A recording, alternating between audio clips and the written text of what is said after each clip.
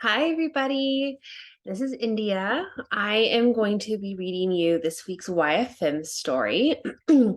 And this week's story is all about George Washington Carver. And if you've never heard of him, you'll probably be very thankful for him if by the end of the story, if you're anything like me. Okay, so this is called God's Little Workshop. Have you ever eaten peanut butter?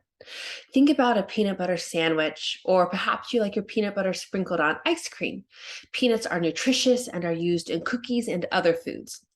Can you imagine making laundry soap from peanuts, or hand lotion, or printer's ink? What about shoe polish, glue, or carpet, all made from the peanut plant?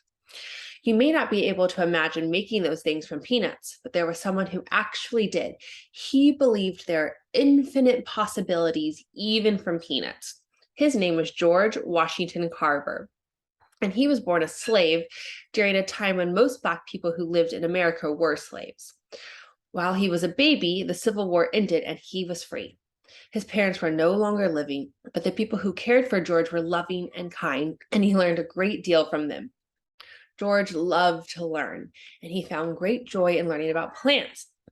Many hours were spent in the woods each day studying all the growing things and listening in his heart to what they could teach him.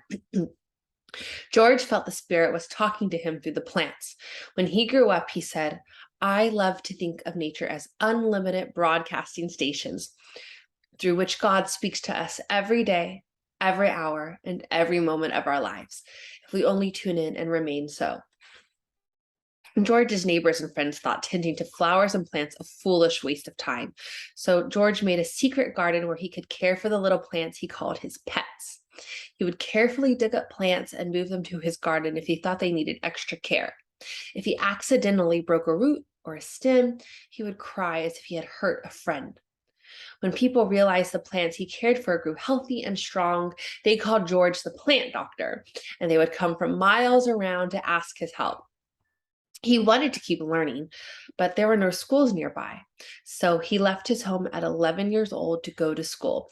Even though some people thought he should become an artist or a singer, George eventually became a plant scientist, which is called a botanist. He spent as much time outside in nature as he did in the laboratory and classroom. George understood that it was not enough to work hard. He had to be open to what could happen through his efforts. So what about those peanuts? Why did George learn so much about peanuts? The southern farmers had grown cotton plants for many years, but growing cotton every year was not healthy for the soil. Growing beans or peanuts gives tired soil the nutritions needed to stay healthy. George encouraged the farmers to grow peanuts, and it worked really well. The soil became healthier, and there were abundant crops. But when the farmers asked George what to do with all those peanuts, George had to think. He knew there were many possibilities, maybe infinite possibilities.